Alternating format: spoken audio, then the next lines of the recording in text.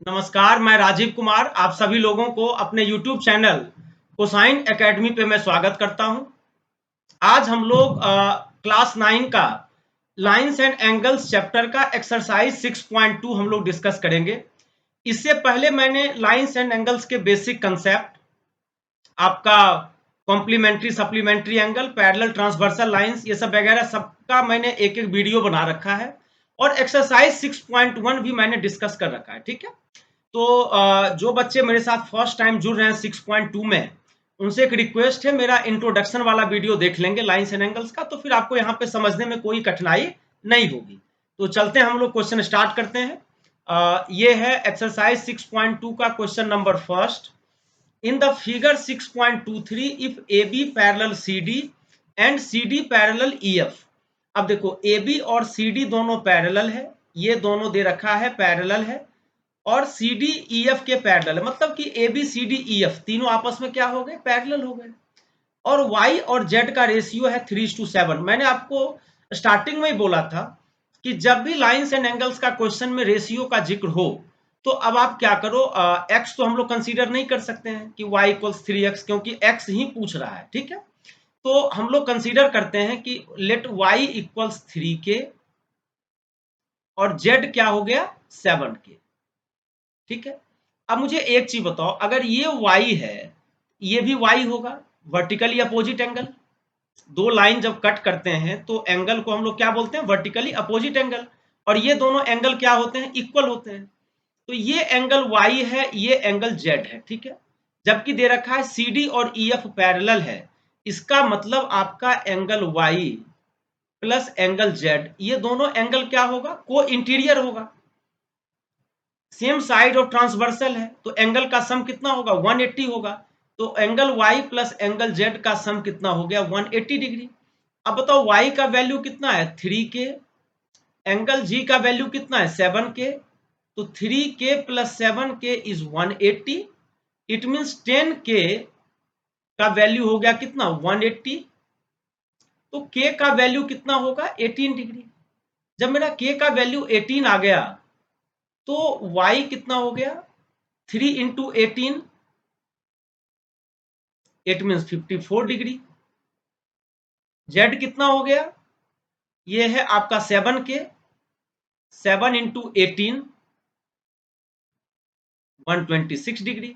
लेकिन आपसे क्या पूछ रहा था, x का वैल्यू। अब आप बताओ, फिर से वही वाली बात, ए बी और सी डी पैरेलल है, ए बी और सी डी पैरेलल हो गया, तो x और y क्या हो गया, को इंटीरियर, मतलब सम ऑफ एंगल कितना होगा, 180 degree. It means x plus y equals 180 degree. अब बताओ y का वैल्यू कितना है, 54। सो x प्लस 54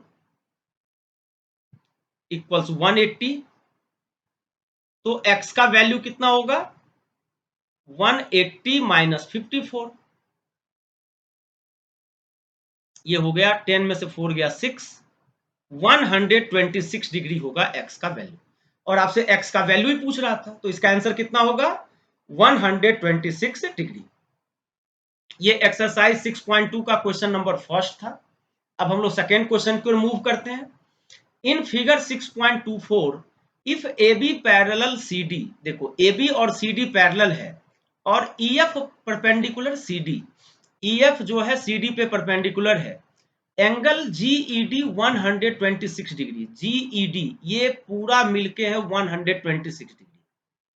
ठीक है, जब ये पूरा 126 डिग्री है, फाइंड एंगल ए जी ई, ए जी ई। अब मुझे एक चीज बताओ, ए बी और सी डी दोनों पैरेलल है, A B C D parallel हो गया, और जीई क्या है, ट्रांसवर्सल है। जीई क्या हो गया, जी आपका ट्रांसवर्सल लाइन है। तो जब ट्रांसवर्सल लाइन है, तो एंगल ए जी ई का जो वैल्यू होगा वो किसके इक्वल होगा, एंगल जी ई डी के इक्वल होगा। और एंगल जी ई डी कितना दे रखा है, 126 डिग्री। सो एंगल ए जी ई कितना होगा, 126 डिग्री। एक तो फाइंड हो गया। ठीक है, अब सेकेंड में क्या पूछ रहा है, एंगल GEF, ये एंगल पूछ रहा है बेटा, ये एंगल। अब बताओ, अगर ये एंगल मैं x कंसीडर करूं और ये एंगल 90 है, इट मींस x प्लस 90 ये किसके बराबर है? 126, है ना? ये पूरा 126 डिग्री है। अगर मैंने इसको x कंसीडर किया और ये 90 डिग्री गिवन है, तो x का वैल्यू कितना होगा? 126 माइनस 90। 126 में से 90 गया, कितना हो गया? 36 डिग्री। और आपने x किसको कंसीडर किया था? GEF को। इसलिए एंगल GEF का जो वैल्यू होगा वो होगा 36 डिग्री। अब आ जाओ क्वेश्चन नंबर, इस सेकेंड क्वेश्चन का थर्ड पॉइंट है FGE। FGE ये एंगल पूछ रहा है। अब बताओ, अभी जस्ट आपने निकाला AGE कितना है? 126 डिग्री। ठीक है, अगर मैं इसको y कंसीडर करता हूं FGE को, तो अब बताओ AGE और FGE दोनों सेम स्ट्रेट लाइन AB पे बना है, मतलब 126 प्लस y का सम कितना होगा? 180 डिग्री होगा, लीनियर पेयर। ठीक है, तो 126 plus y is 180, so y will be 180 minus 126। 180 में से 126 गया, 10 में 6 गया 4, 7 में से 2 गया 5, ये कितना आ गया? 54 डिग्री। तो y क्या था? वही एंगल FGE। FGE को ही मैंने y कंसीडर करा था, सो FGE का वैल्यू कितना हो गया? 54 डिग्री। यही तो पूछ रहा था यहाँ। क्लियर है बेटा? सेकेंड क्वेश्चन भी आपको समझ में आ गया होगा। चलो अब हम लोग चलते हैं next question, question number third. In figure 6.25 if PQ parallel ST, angle PQR 110 degree, angle RST 130 degree, find angle QRS। अब देखो क्वेश्चन में आपको हिंट भी दे रखा है कि draw a line parallel to ST, ST के पैरेलल एक लाइन ड्रॉ करो थ्रू द पॉइंट R। तो आप सबसे पहले एक लाइन ड्रॉ कर दो। कर दिया मैंने। अब बताओ, ये जो लाइन है इसका नाम दे दो LM। LM अब क्वेश्चन में दे रखा है, और जो मैंने वहां पे लिख देना कंस्ट्रक्शन में पहले, LM पैरेलल ST। LM जो है ST के पैरेलल है, ठीक है। और ST के पैरेलल क्या है? PQ। इसका मतलब ये तीनों लाइन आपस में पैरेलल हो गया। PQ parallel ST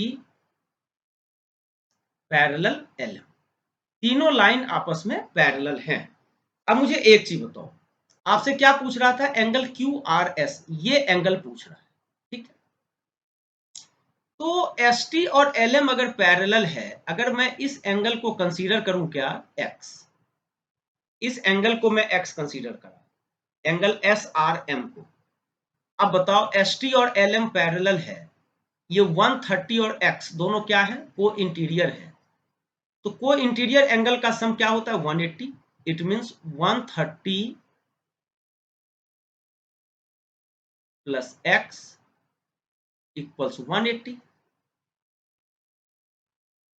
So the value of x will be 180 minus 130, कितना हो गया? 50 डिग्री। ये आ गया 50 डिग्री, ठीक है।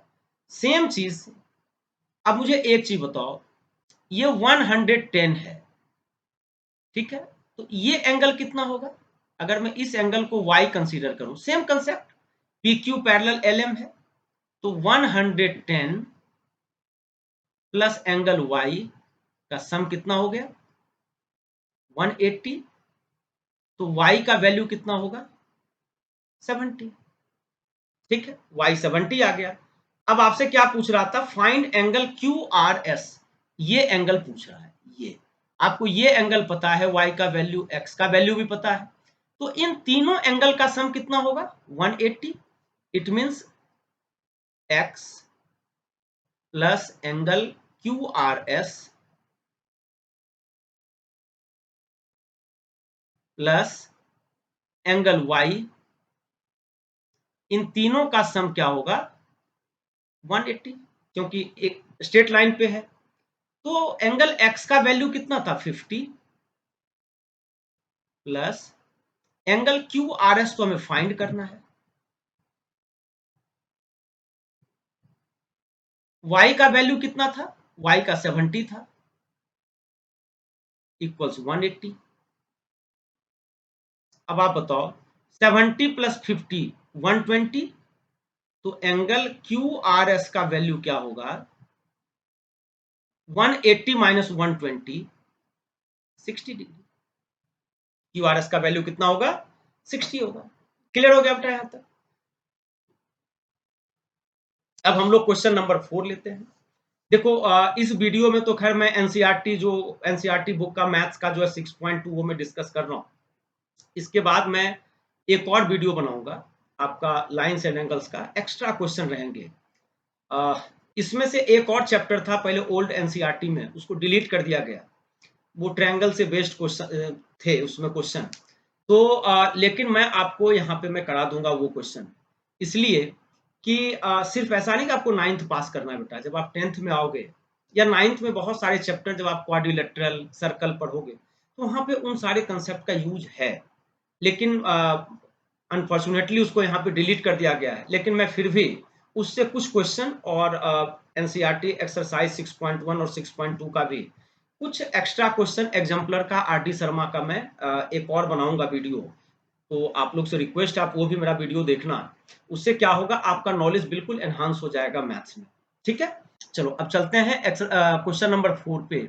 इन figure 6.26 A B C D के पैरेलल है, एंगल ए पी क्यू ये 50 डिग्री है। अब मुझे एक चीज बताओ, जब ए बी सी डी के पैरेलल है, ये एंगल अगर 50 है तो एक्स का वैल्यू भी कितना होगा, 50 डिग्री। ऑल्टरनेट इंटीरियर एंगल के वजह से, क्योंकि A B C D parallel है, पी क्यू ट्रांसवर्सल है, तो ऑल्टरनेट इंटीरियर एंगल क्या होते हैं, इक्वल होते हैं। तो इसलिए एक्स का वैल्यू क्या होगा, 50। एक तो आ गया मेरा, एक्स का वैल्यू हो गया 50 हो गया। अब आपसे पूछ रहा है वाई का वैल्यू। अब मुझे एक चीज बताओ, ये 127 है तो ये कितना होगा, 180 में से 127 माइनस कर दो, 180 माइनस 127 ये हो गया आपका 53 डिग्री, ये हो गया 53 डिग्री। ठीक है, अब आपसे y का वैल्यू पूछ रहा है। अब इन ट्रायंगल पी क्यू आर में